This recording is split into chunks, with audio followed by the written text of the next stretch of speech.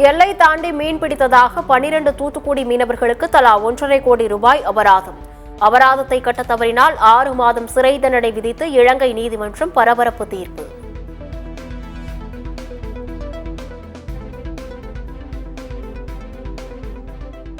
தமிழக மக்களிடம் மன்னிப்பு கோரினார் மத்திய அமைச்சர் ஷோபா கரந்தலஜே. குண்டுவெடிப்பு சம்பவத்தில் தமிழர்களை தொடர்புபடுத்தி பேசிய வழக்கில் சென்னை உயர்நீதிமன்றத்தில் பிரமாண பத்திரம் தாக்கல்.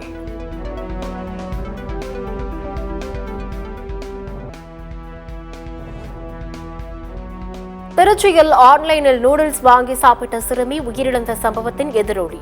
தமிழகம் முழுவதும் நூடுல்ஸ் கிடங்குகளில் ஆய்வு செய்ய உணவு பாதுகாப்புத்துறை உத்தரவு.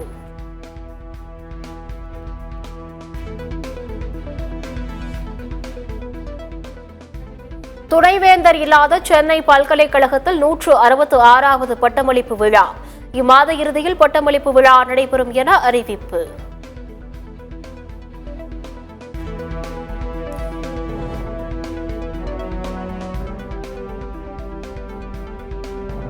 சென்னை மாநகராட்சி அதிகாரிகளுடன் கர்நாடக துணை முதலமைச்சர் டி.கே. சிவகுமார் ஆலோசனை.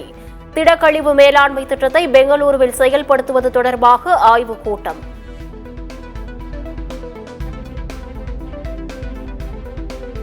மேகதாது அணை திட்டத்தால் அதிகம் பலனடைய போவது தமிழ்நாடுதான். சென்னையில் கர்நாடக துணை முதலமைச்சர் டி.கே. சிவகுமார் பேட்டி.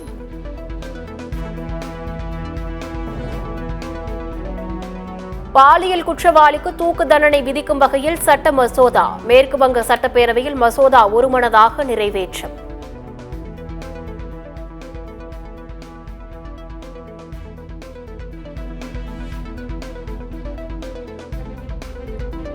டெல்டா மாவட்டங்களில் தொழில் மண்டலங்களை உருவாக்குவதற்கு காவிரி உரிமை மீட்புக் குழு எதிர்ப்பு. பாதுகாக்கப்பட்ட வேளாண் மண்டலத்தில் சிப்காட் வரவிடாமல் தடுக்க போராட்டம் நடத்தப்படும் என மணியரசன் எச்சரிக்கை.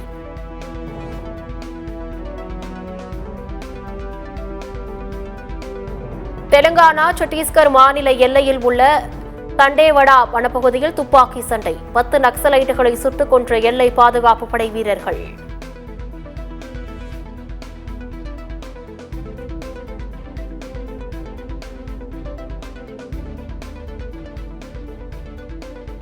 உத்தரப்பிரதேசத்தில் நாளுக்கு நாள் ஓநாய்களின் அச்சுறுத்தல் அதிகரிப்பு. ஓநாய்களை கண்டதும் சுட உத்தரப்பிரதேச அரசு உத்தரவு.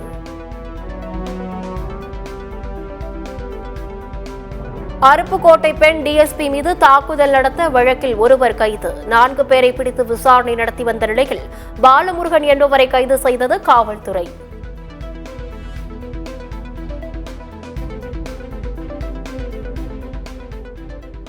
குமரி அருகே செருக்கோள் மலையை உடைத்து கனிம வளங்கள் கடத்தப்படுவதை உடனடியாக தடுத்து நிறுத்த வேண்டும். நாம் தமிழர் கட்சி ஒருங்கிணைப்பாளர் சீமான் வலியுறுத்தல்.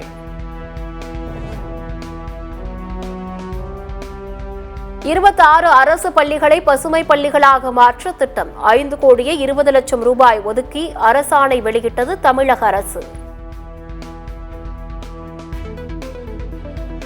மக்களை பாதுகாக்க வேண்டிய காவலர்களுக்கே பாதுகாப்பு இல்லாத சூழல் திமுக ஆட்சியில் உள்ளது. அருப்புக்கோட்டையில் பெண் டிஎஸ்பி மீதான தாக்குதலுக்கு எதிர்க்கட்சித் தலைவர் எடப்பாடி பழனிசாமி கண்டனம்.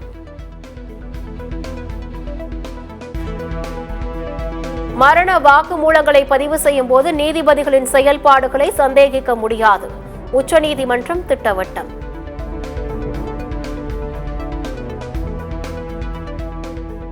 திருப்பூர் அருகே கல்குவாரியை திறப்பது தொடர்பான கருத்து கேட்பு கூட்டம். கல்குவாரியை திறக்கக்கூடாது என ஒரு தரப்பினரும், திறக்க கோரி மற்றொரு தரப்பினரும் கருத்து பதிவு.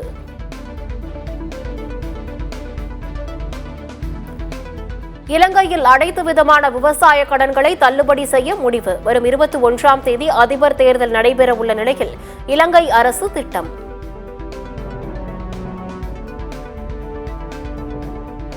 இஸ்ரேல் நாட்டு மக்களிடம் மன்னிப்பு கோரினார் பிரதமர் பெஞ்சமின் நெதன்யாகு. பிணை கைதிகளை உயிருடன் மீட்க முடியாததற்காக வருத்தம்.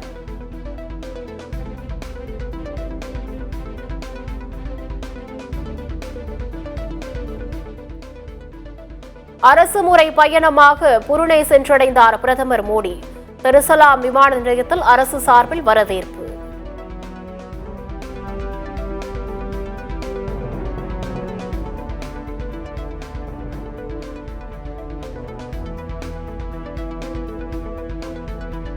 உன்னாவ் ஹத்ராஸ் சம்பவங்களில் பாதிக்கப்பட்டவர்களுக்கு இதுவரை நீதி கிடைக்கவில்லை. அது பற்றி ஏன் யாரும் பேசுவதில்லை என மேற்குவங்க முதலமைச்சர் மம்தா பானர்ஜி கேள்வி.